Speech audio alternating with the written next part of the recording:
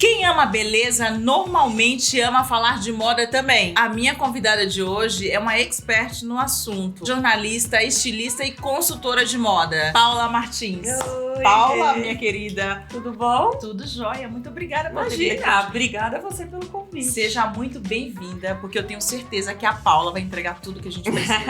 Vai ou não vai? Opa, isso aí.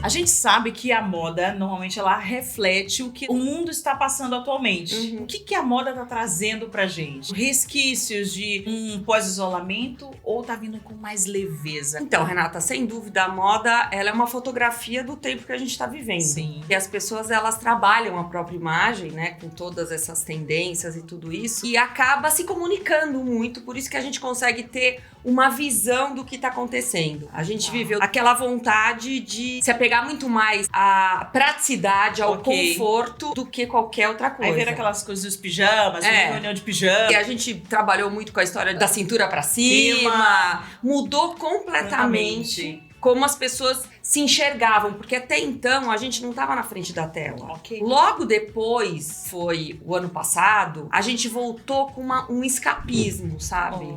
A moda como uma maneira de você sair daquela situação de vigília, de dor. Então, primeira temporada, que foi fevereiro de 2022, a gente viu as marcas apostando muito em sonho. E foi uma coisa muito coletiva. Sim. Então, a gente teve aquele momento de realmente sair da realidade. Aí a gente passou o ano inteiro e agora essa última temporada, que tá terminando, né? Sim. A gente tá realmente voltando para aquela filosofia onde cada marca tá procurando muito o seu próprio DNA. E tentando conhecer a sua própria cliente. Como você faz aqui, na verdade, né? Acho que a gente pode fazer um paralelo de dar importância para essa cliente como cliente mesmo.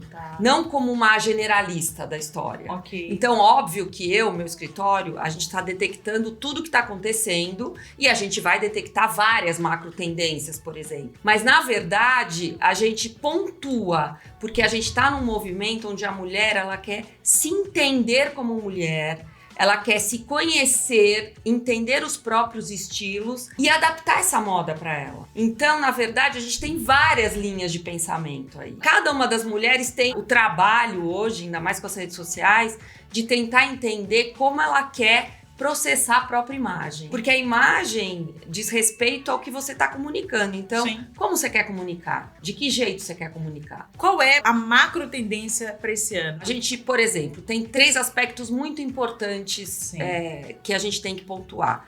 Primeiro, a alfaiataria. Eu amo. E não mais a alfaiataria no sentido social da palavra. É a alfaiataria, principalmente quando você entra naquela moda que a gente falava unissex, que a gente não fala mais. E que agora a gente fala muito sem gênero, né? É você poder explorar e usar modelagens que não tenham a ver com o seu próprio guarda-roupa, que no caso feminino. Então a gente tem a alfaiataria entrando no guarda-roupa feminino e fazendo com que essa mulher possa usar, por exemplo, uma alfaiataria com volumes super inusitados, volumes muito maiores, então calças muito mais amplas, paletós muito mais amplos. Isso é um caminho muito forte que quando a gente fala agora, a gente fala de caminhos que vão se perpetuar. Em termos de peça de roupa, de produto, a cintura vai baixar. Isso eu fico triste, eu gosto de cintura alta. Porque você é uma mulher elegante. E uma mulher elegante gosta de uma cintura mais alta. Então a gente tá assim, a gente largou a cintura baixa lá nos anos 90, lá no começo, até começo dos anos 2000. Ficamos aí uns 10, 15 anos trabalhando essa elegância nessa cintura mais alta. E agora a gente tá voltando para uma cintura no lugar. Ainda não é uma cintura baixa, mas é uma cintura no lugar. Então eu acho que isso é muito determinante, porque mudou a silhueta. Então quando muda uma silhueta, a gente realmente entende que é uma macro tendência que vai em frente.